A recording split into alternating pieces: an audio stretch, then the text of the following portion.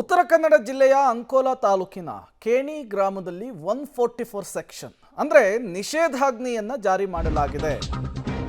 ಉತ್ತರ ಕನ್ನಡದ ಅಂಕೋಲಾದ ಕೇಣಿ ಗ್ರಾಮದಲ್ಲಿ ನಿಷೇಧಾಜ್ಞೆ ಜಾರಿಯಾಗಿದೆ. ಬಂದರು ಯೋಜನೆಯನ್ನ ವಿರೋಧಿಸ್ತಾ ಇದ್ದಾರೆ ಸ್ಥಳೀಯರು.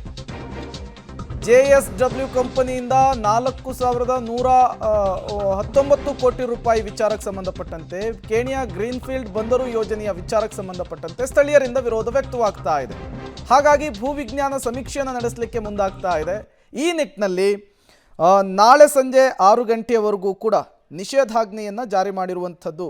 ಹೆಚ್ಚಿನ ಪೊಲೀಸರನ್ನು ಜಿಲ್ಲಾಡಳಿತ ನಿಯೋಜನೆ ಮಾಡಿರುವಂಥದ್ದು.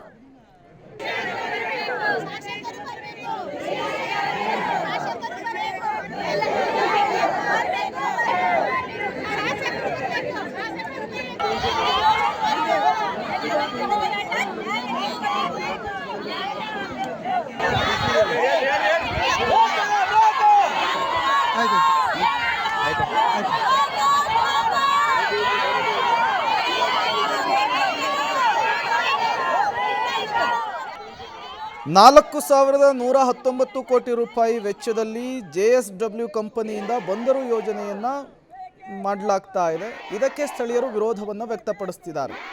ಇದೇ ನಿಟ್ಟಿನಲ್ಲಿ ಈಗ ಸರ್ವೆ ಕಾರ್ಯ ನಡೀತಾ ಇದೆ. ಹಾಗಾಗಿ ಯಾವುದೇ ಅಹಿತಕರ ಘಟನೆಗಳು ನಡೀಬಾರ್ದು. ಜೊತೆಗೆ ಮುಂಜಾಗ್ರತಾ ಕ್ರಮದ ದೃಷ್ಟಿಯಲ್ಲಿ 144 ಸೆಕ್ಷನ್ ಅಂದರೆ ನಿಷೇಧಾಜ್ಞೆಯನ್ನು ಜಾರಿಗೆ ಮಾಡಿರುವಂಥದ್ದು. ಈಗ ಸದ್ಯ ಬಿಗುವಿನ ವಾತಾವರಣ ಇದೆ. ಈ ನಿಟ್ಟಿನಲ್ಲಿಯೇ ಪೊಲೀಸರು ಅಲ್ಲಿ ಹೆಚ್ಚಿನ ನಿಯೋಜನೆಯನ್ನು ಕೂಡ ಜಿಲ್ಲಾಡಳಿತ ಮಾಡಿದೆ ಅನ್ನೋದು ಗೊತ್ತಾಗ್ತಾ ಇದೆ.